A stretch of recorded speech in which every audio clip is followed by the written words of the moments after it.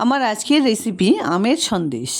ইচ্ছে থাকলেও প্রচণ্ড গরমের জন্য খুব একটা রেসিপি ভিডিও আমি তোমাদের সঙ্গে শেয়ার করতে পারছি না। গরমের সঙ্গে পাল্লা দিয়ে ভগবান কিন্তু আমাদের সুস্বাদু অনেক রকম ফল উপহার দিয়েছেন। তাই আম দিয়ে বানানো এই সন্দেশ আশা করি সবার খুব ভালো লাগবে। এখানে আমি 2টো হিমসাগর আমের পাল্প এভাবে বের করে নিয়েছি। সন্দেশ বানাতে আমি কোনো রকম আটা বা ময়দা বা কর্নফ্লাওয়ার ব্যবহার করছি না। তাই গ্যাস অন করে প্যানে 1 বাটি পরিমাণ সুজি দিয়ে এভাবে কিছুক্ষণ নাড়াচাড়া করে সুজির সুন্দর একটা গন্ধ বেরোলে এটাকে একটা বড় মিক্সার জারে ঢেলে নিলাম। যদিও সুজি খুব একটা মিহি হয় না, তবুও যতটা সম্ভব এটাকে এভাবে পাউডার বানিয়ে নিলাম। অন্যদিকে প্যানে যে আমের পাল্পটা রেডি করে নিয়েছিলাম সেটা ঢেলে দিলাম। তার সঙ্গেই দিয়ে দিলাম 1 বাটি নারকেল কোড়া আর 1 বাটি খেজুর গুড় বা নলেন গুড়। এবার সব কিছু একসঙ্গে করে এভাবে কন্টিনিউয়াসলি নাড়াচাড়া করে জাল করে নিতে হবে। গুড়ের বদলে অবশ্যই চিনি ব্যবহার করা যাবে, তবে চিনিতে অনেকের প্রবলেম রয়েছে বলেই এখানে গুড় ব্যবহার করা।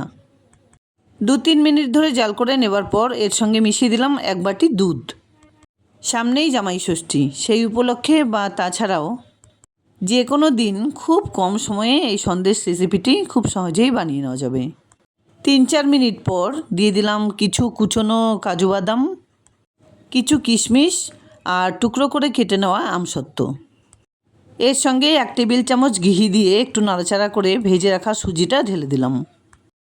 সুজি দেবার পর কন্টিনিউয়াসলি এভাবে নাড়াচাড়া করে নিতে হবে যাতে কোনো রকম ডেলা তৈরি না হয়।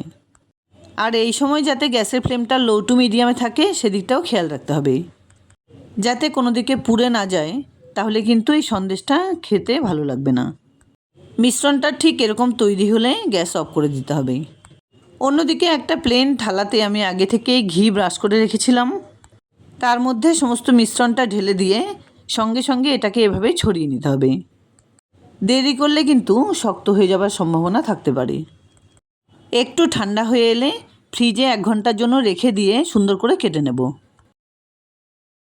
1-1.5 ঘন্টা পর ফ্রিজ থেকে আমি থালাটা বের করে নিয়েছি। এবার দেখো একটা ছুরিতে একটু ঘি বা তেল লাগিয়ে নিয়ে এভাবে সুন্দর করে নিজেদের পছন্দ অনুযায়ী এটাকে কেটে নিতে হবে। ফ্রিজে না রাখলেও কিন্তু এটা খুব সুন্দরভাবে টাইট হয়ে যাবে, তবে ফ্রিজে রাখার জন্য এটা ঠান্ডা ঠান্ডা খেতে বেশ ভালো লাগবে। আমি এখানে এটাকে চৌকো আকারে কেটে নিলাম, তোমরা কিন্তু বরফি আকারেও সুন্দর করে কেটে নিতে পারো। এবার এর থেকে কয়েকটা সন্দেশ আমি একটা প্লেটে সাজিয়ে নিচ্ছি। আমের বিভিন্ন রকম রেসিপিতে তোমরা বানিয়ে নাও। খুব সহজ পদ্ধতিতে বানানো এই রেসিপিটি একবার বানিয়ে দেখতে পারো। এটা খেতে যেমন টেস্টি, তেমনি দেখতেও খুব সুন্দর।